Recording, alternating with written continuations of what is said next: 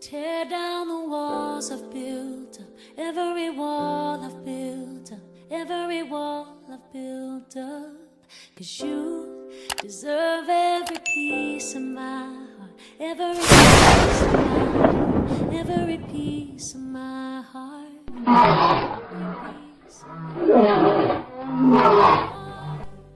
I am trusting that you are. Kò ní fún Ọlọ́run lókè ọ̀run.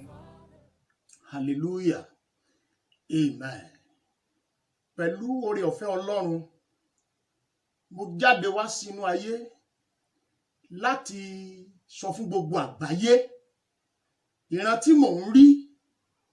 tójú mi ń rí, àtàwọn ohun tí mò ń gbọ́, kí má bàa jẹ̀bi ọ̀run. Mo máa ń rí bàbá Pa Josiah Olúfẹ́mi Akíndayọ̀mí, ẹni tí Ọlọ́run lò láti dá ìjọ the Redeemed Christian Church of God sílẹ̀. Rírí tí máa ń rí wọn lọ́pọ̀lọpọ̀ ọgbà, mo lè rí bàbá Adébóyè kí n ráwọn ọmọ lẹ́yìn ẹ̀, ṣùgbọ́n lọ́pọ̀lọpọ̀ ọgbà bàbá Akíndayọ̀mí ni mo máa sábà rí jù. Bí mo ti rí wọn lójú àlá, bẹ́ẹ̀ ni mo rí wọn lójú oorun. Bàbá Josiah Akíndayọ̀mí, ẹni tó dá Rìdíìmù sílẹ̀, ọkàn rẹ̀ ò sinmi, ẹ̀mí rẹ̀ ò sinmi lórí bí bàbá Adébóyè ṣe sọ ìgbésí ayé àwọn ọmọ rẹ̀ dà. Mo ti ríran bàbá Akíndayọ̀mí lórí òrùlé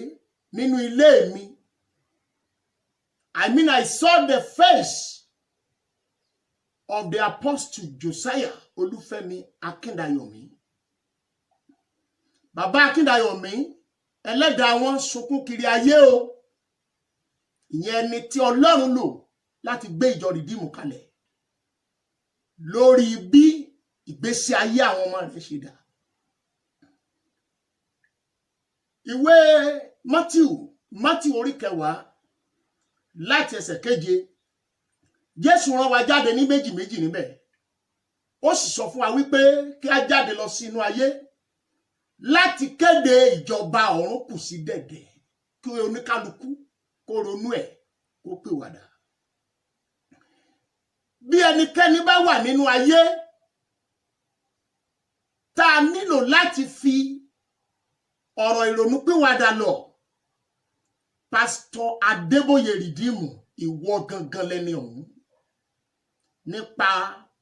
ohun tó sọ ìgbé ayé àwọn ọmọ bàbá Josiah Olúfẹ́mi Akíndayọ̀mí dà. Sir, with due respect, èmi ò sí nínú ẹni tí ó máa bú ọ o, ṣùgbọ́n nígbà míì ó tọ̀rọ̀ ọmọ ìyá ìsọkúsọ ni, ó nílò ìrònú pìwàdà. Èmi ò mọ̀ wípé bàbá Josiah Olúfẹ́mi Akíndayọ̀mí lọ́mọ sáyé ní ọdún 4 July year 2017. Ọ̀gá ògo gùn mí, agbára ọ̀gá ògo gbé mi wọ̀. Kò yé mi náà, ṣùgbọ́n yé Olódùmarè.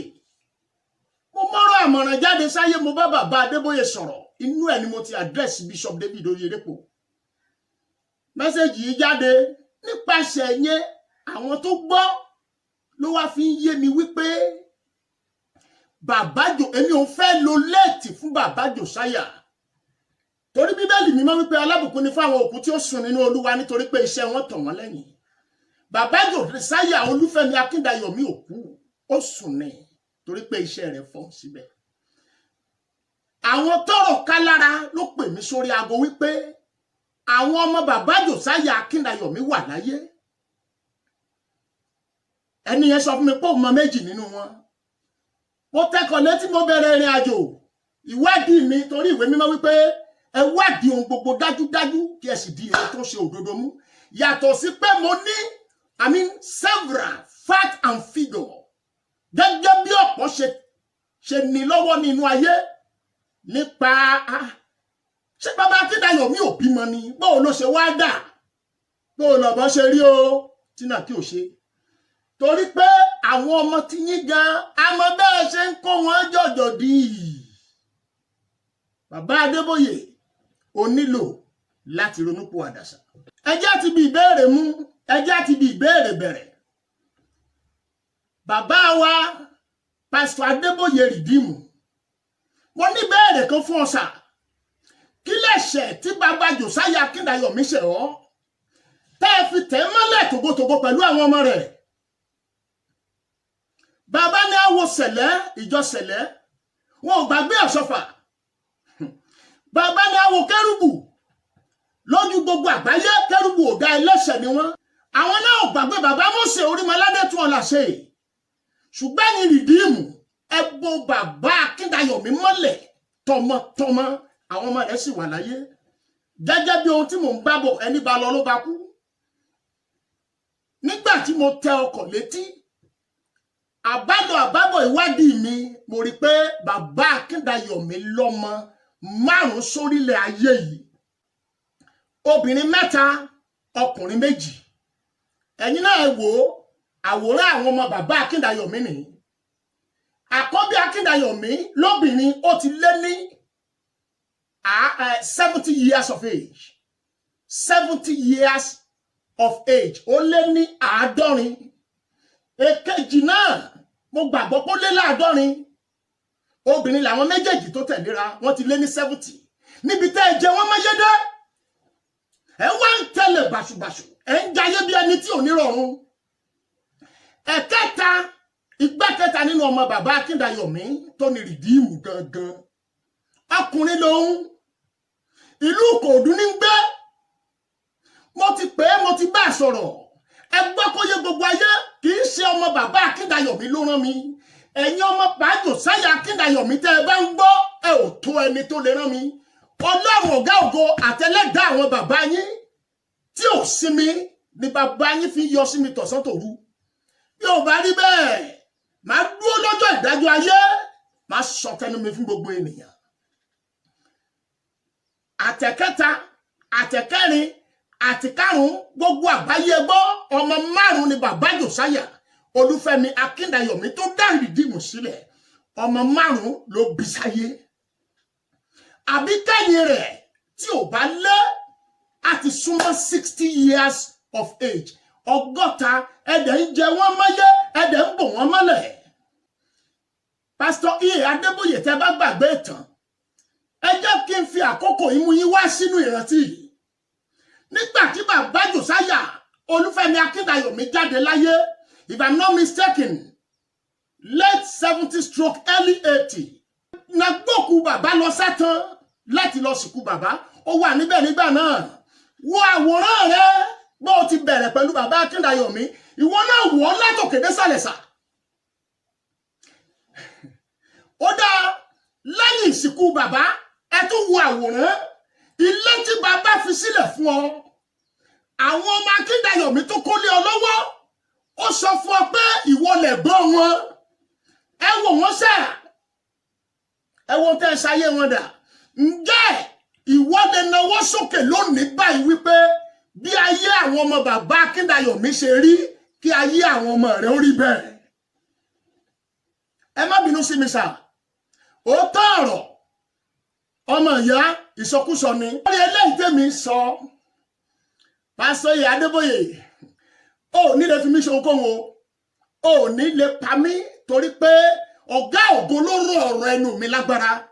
Pastor Josiah Akíndayọ̀mí ó rí mi gẹ́gẹ́ bí àpọ́stélì ni. For your information sir, bí n bá pera mi lọ́mọ Oǹdó mo gbàgbọ́ pé òun ò sì wí torí pé ìlú ìyá mi ni ibẹ̀ láti bí mi lọ́mọ.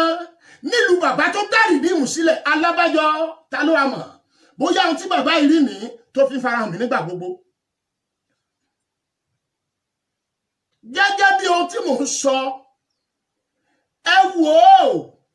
ẹ wo tó ṣẹlẹ̀ ní Rìdíìmù. Gbogbo ẹ̀yin Rìdíìmù bẹ́ẹ̀ ṣe pọ̀ káàkiri àgbáyé mélòó nínú yín ló dá ọmọ Akíndayọ̀mí mọ̀? Kò sí ohun tó ṣẹlẹ̀ ní Rìdíìmù tí wọ́n bù wọ́n gbọ́ mọ́. Mo ti bá wọn ọmọ sọ̀rọ̀. Kò sí ohun tó ṣẹlẹ̀ ní Rìdíìmù tí wọ́n bù wọ́n gbọ́ mọ́. Kìí ṣe ọmọ kan, kìí ṣe méjì, kìí ṣe mẹ́ta, kìí ṣe mẹ́rin. Àwọn 5 pátá mo ti bá wọn sọ̀rọ̀ ṣùgbọ́n ẹ má gbàgbé o. Àwọn ò dá mi mọ̀, mo bá ìwádìí dọ̀dọ̀ gbogbo wọn ni. Ebá wòran wọn ni mo fi hàn yín lẹ́ẹ̀kan.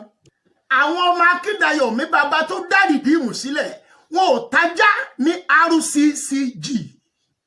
fún àpẹẹrẹ ẹ sọ fún mi ẹ̀yin rìdíìmù àti bàbá Adébóyè gangan nínú gbogbo ọmọ márààrún tákíndayọ̀mí bí sáyé ẹ dárúkọ ẹni tó nílẹ̀ sí kámpù ẹ dárúkọ eléyìí tó kọ́lé síbẹ̀ nínú wọn tó jẹ́ ojúlówó ọmọ ojú di olùdásílẹ̀ ìjọ lèmi nípasẹ̀ oore ọ̀fẹ́ Ọlọ́run bóyá eléyìí ló mú kí n máa gbárata torí àwa náà ti bá tiẹ̀ tó yín nínú ìrírí pé bóyá ká jáwọ́ gbó àwa náà ti dágbòlù ọ̀gá ògo ti lò wá sọgbódilé. So I have experienced what I'm telling you. Ní rìdíìmù kò sọ́mọ bàbá Akíndayọ̀mí kankan tó ní ẹyọ ilé kan ṣoṣo síbẹ̀.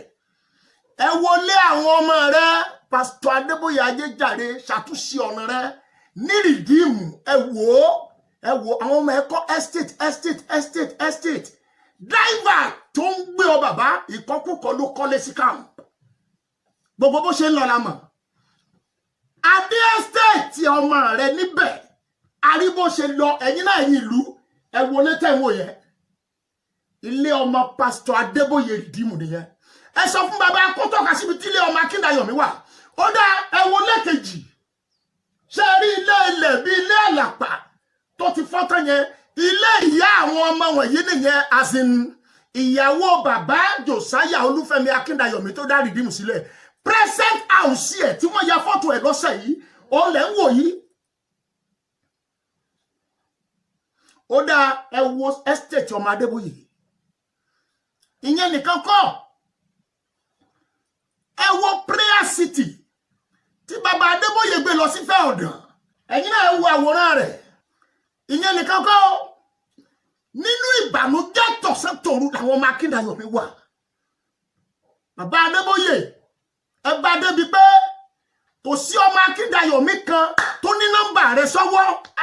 má ṣe o kò sọ́mọ Akíndayọ̀mí kan tó lè pè ọ́ tó lè dáhùn tó lè gbé bàbá wọn ló sì ní pè yí sà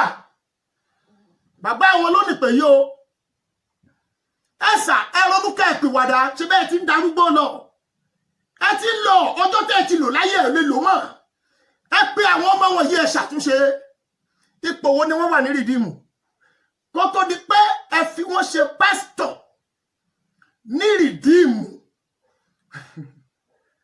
orí òpó òun ò bọ́rù dúró ni orí òpé òun ò bọ́rù dúró ni kó tó di pé ẹ fi wọ́n ṣe pásítọ̀ ní rìdíìmù ńgbà tẹ́ wá fi wọ́n ṣe pásítọ̀ tẹ́ ń kọ́ ipò wo lẹ fà wọ́n mọ́ wọn wọ̀nyẹn sí ṣé bí pásítọ̀ gbàjẹ́ ìsinmi ni ta ló rí wọn ta ló mọ̀ wọ́n worldwide lẹ́bẹ̀ tẹ́lu àwọn ọmọ bàbá Akíndayọ̀mí gbogbo wọn pátá wọn ṣe jẹ́ márùn tó yẹn Nàìjíríà ni wọ́n wà àwọn ògbéra àwọn òfolókè yàtọ̀ sẹ́yọ kan ṣoṣo nínú wọn tó wà l'Amẹ́ríkà àǹtí títí adẹ̀ ń bẹ lọ́hùn fún ni bẹ́ẹ̀ iṣẹ́ bàbá wọn sì ń fọhùn ẹ wo ipò tó wà ní rìdíìmù at least a rí parish pastor a rí province pastor a rí provincial pastor a rí state pastor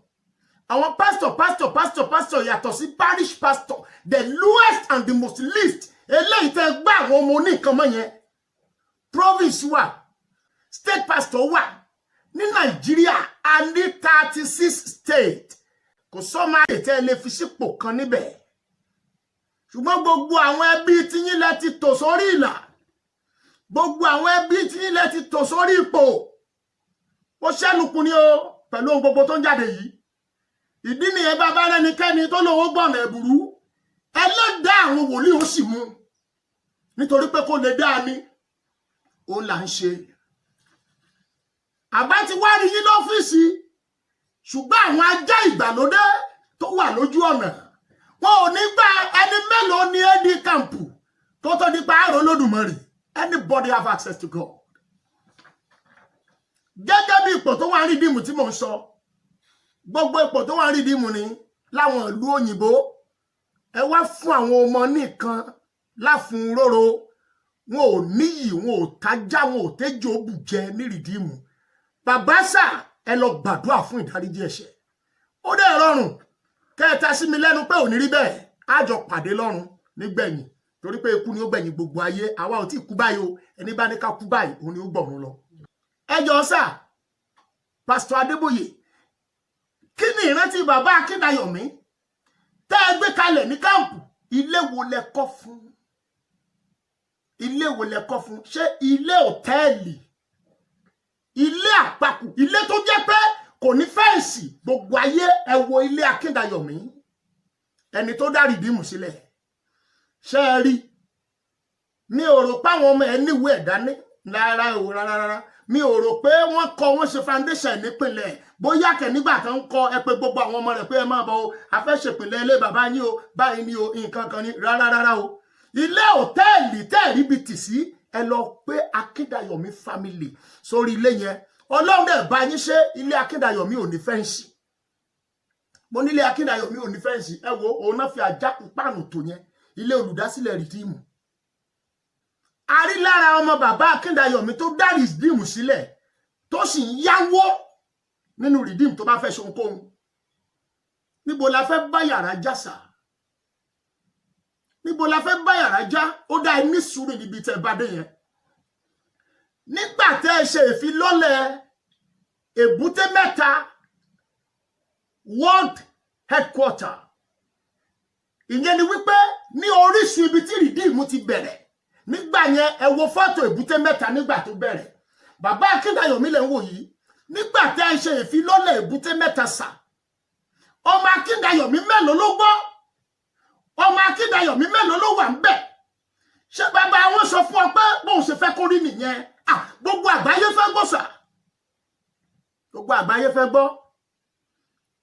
ọmọ Akíndayọ̀mí tó ṣèṣì rìn sígbà náà orí ìjókòó abẹ́ kánópì ló wà kò tó ẹrú tó ń dìde ẹ wo màmá náà pẹ̀lú aṣọ àtijọ́ lọ́rùn ẹ̀ ó dáa ẹ wo Pastor Adébóyè nídìí ìfilọ́lẹ̀ ohun olóhun ó gbà mí lẹ́nu sà. The Redeemed Christian Church of God is founded by Josiah Olúfẹ́mi Akíndayọ̀mí ẹ bá rán olú fọ́tò ẹ̀ sókè ẹ tó dá Redeemed sílẹ̀ ní lóòótọ́ ẹ wo bàbá Adébóyè lẹ́wọ́ ẹ pẹ̀lú àwọn ọmọ tiẹ̀ gbogbo nínú aṣọ ìkún wà níbo làwọn ọmọ olóhùn wà ṣé kìí ṣe Bíbélì là tún gbé mọ́ mi ṣé kìí ṣe ìgbàgbọ́ là ń ṣe mọ́ mi níbo là ń lọ táàdé wọ́n dọwọ́ gbogbo àlùmọ́ọ́nì ẹni ẹlẹ́ni ajẹmógún ló fọmọ àtìyàwó ṣe ó kó kádàrá bàbá lọ́wọ́ pátá ó wá kú bàbá ènìyàn tí wọ́n bí dá tó láyà tí ó béèrè nígbà tí Rìdíìmù tẹ́kọ̀ọ́ bí bàbá Akíndayọ̀mí tó ń gbé ní Kòròdú tó ní òun fẹ́ bá yín lọ Jerúsálẹ́mù ẹni ó lọ́ọ́ mówó wá bàbá wípé bẹ́ẹ̀ wọ́n sì mọ̀ pé olóṣì lòun ìjọ tó lọ́run ti lò ìjọ kan ní Nàìjíríà yìí ni mi dárúkọ ìjọ yẹn ìjọ kan ló dìde tó lọ́run lò nígbà tí pásítọ̀ wọn kan gbọ́ pé ọmọ bàbá Akíndayọ̀mí ò lọ Jerúsálẹ́mù àkọ́bí bàbá ẹ̀yin Rìdíìmù ẹ lè gbé bàbá Akíndayọ̀mí lọ Jerúsálẹ́mù ọmọ bàbá Akíndayọ̀mí ìjọ míì ló tọwọ́ bàpò tó mówó tó gbọ́mọ bàbá Akíndayọ̀mí àwọn ọmọ tí yín sì ń lọ títí dórí àwọn ọmọdọ́mọ orí olórí gbogbo wọ́n wá jòkó láti gúúsù àríwá ìwọ̀ oòrùn àti ìlà oòrùn wọ́n wá ń ṣe làálẹ́ níbi tí bàbá oníbàbá tó ṣiṣẹ́ takuntakun sí bẹ́ẹ̀ bá fẹ́ wá sọ̀tàn ẹ ó máa tan gbogbo ayé wípé illiterate ni bàbá Akíndayọ̀mí bí àbá tiẹ̀ ní jíṣẹ́ kankan ìwádìí tí mo ṣe ó fi yé mi pé inú ẹkún àti ìbànújẹ́ làwọn ọmọ rẹ̀ wà tó bá ti ń gbọ́ pé bàbá àwọn ò lè fìdí ìgò yìí o ìwádìí sọ fún mi pé kò sí writing tó dáa ju ti bàbá Akíndayọ̀mí lọ ṣé bí bàbá Adébóyè sọ pé bàbá Akíndayọ̀mí a máa ka Bíbélì ṣé ìwé ló kọ́ ní Bíbélì kíkà ni ẹ wo fọ́tò bàbá Akíndayọ̀mí nígbà tí Rìdíìmù wà lọ́rọ́kún at least international standard tí church yẹn wà lónìí bàbá yẹn ti fi ẹsẹ̀ ìjọ yẹn lé thank God because afògo fọ́lọ́run torí pé ẹ̀yin náà gbìyànjú síbi tá ẹ gbìyànjú sí ṣùgbọ́n lórí àwọn ọmọ wọ̀nyí sà ẹ̀kọ́ òkú kò dá yín lẹ́bi o ó tẹ̀síwájú wípé bàbá Akíndayọ̀mí máa ti ọkọ̀ nígbà tó wà láyé ẹ sọ lórí pẹpẹ láìpẹ́ yìí ìbànújẹ́ ló jẹ́ fáwọn ọmọ tó gbọ́ lọ́jọ́ yẹn eléyìí ló mú ìwádìí láti ṣe àwárí awakọ̀ bàbá Akíndayọ̀mí wà láàyè for your information mi ò tí ì rí pé ṣùgbọ́n mo gbọ́ pé ẹni tó wà bàbá Akíndayọ̀mí wà láyé àwọn ikọ̀ mi gbogbo ṣáájú lọ wọ́n lọ wádìí lẹ́nu awakọ̀ pé má bọ̀ sà ṣé bàbá Akíndayọ̀mí ti mọ́tò nígbà tó wà láyé ni ohun tí driver sọ ni pé irú ọ̀rọ̀ wo nìyẹn ṣé wọ́n máa ń ti automatic ni ẹ wá ń pè tí ẹ bàjẹ́ kò sọmọ ẹ kankan tẹ́ recognize ìjọ rìdíìmù tọmọ Akíndayọ̀mí bá ti wọ̀ tó bá fi lè fúnra pé ọmọ Akíndayọ̀mí ní ọ̀tẹ̀ ni wọ́n á gbé dìde ìyàwó ọmọ yín ní North America ó ń fọwọ́ sọ̀yà wípé àwa lọ̀gá yín bàbá Adébóyè sà with due respect mo ṣẹ́nu kù fún yín ni bẹ́ẹ̀ bá robìrò mi Ọlọ́run ó robìrò àwọn ọmọ rẹ̀ ń wo robìrò wọn mo jíṣẹ́ Olúwa ní ṣáà mọ̀ pé òfò lọ́pọ̀lọpọ̀ táwọn oníránṣẹ́ Ọlọ́run gbé dání báwọn bá débi kókó tó débi àyà gbàǹgbà ẹ ní lè sọ Olúwa ló ní kí n máa sọ ọ̀gá ògo lórí ọ̀rọ̀ ẹnu mi ní agbára ohun tẹ́ ẹ ṣe fáwọn ọmọ bàbá Akíndayọ̀mí sà ó yọ Ọlọ́run àwọn ọmọ Akíndayọ̀mí bọ́ débi pé wọ́n bẹ̀rẹ̀ sí ní question ẹ̀mí mímọ́ pé ṣé ẹ̀mí mímọ́ wà ṣá ọ̀pọ̀lọpọ̀ nínú wọn ti bínú pé àwọn ò ní ṣe rìdíìmù tí wọ́n fi jáde láyé lára wọn ti sáwọnú ìjọ míì kó tó di pé bóyá orí ọ̀fẹ́ tún fà wọ́n padà kí gbogbo ayé ó gbọ́ inú fo àyàfo ní gbogbo àwọn ọmọ wọ̀nyí wà so mẹ́sẹ̀jì tẹ́ ń gbọ́ yìí ẹnikẹ́ni tó bá fẹ́ wò ó ẹ lọ sórí YouTube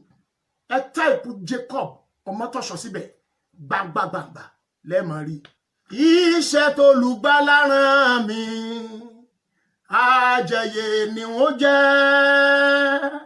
iṣẹ́ tó lùgbàlà rán mi àjẹyè ni wọ́n jẹ́ ẹ má gbàgbé o ipò tẹ́ ti ayé àwọn ọmọ Akíndayọ̀mí mọ́ lọ́kọ̀ọ̀kan ayẹyẹ lẹ́ṣètò àwọn ọmọ tí wọ́n sì á jẹ́ pé ewúrẹ́ wọlé àpọ́njùrù bébé kí lọmọ onílérí jẹ tí ó gbọ̀n lẹ̀ gẹ́gẹ́ mo ṣe wí fún ilé kan bàbá tẹ́yìn rìdíìmù pè ní illiterate lójoojúmọ́ lórí pẹpẹ ẹ wo ìmúra ẹ wo táì lọ́rùn ẹ̀ ìpè yẹn ti kọ̀máǹdì àwọn òyìnbó kí bàbá Akíndayọ̀mí ó tó jáde láyé ẹ wo fọ́tò ẹ̀ àwọn èbó ti gbọ́ ìró ìpè yìí bàbá Adébóyè ṣe bẹ́ẹ̀ ilẹ̀ sọ̀tàn fún wa ẹnu yín láti gbọ́ wípé ẹ̀yin àti bàbá Akíndayọ̀mí lọ ìlú òyìnbó wá ń sọ wípé ìjọ yìí bó ṣe máa tó bàbá Akíndayọ̀mí wá ń bèrè pé Adébóyè kí ni òyìnbó sọ nígbà tẹ́ ẹ túmọ̀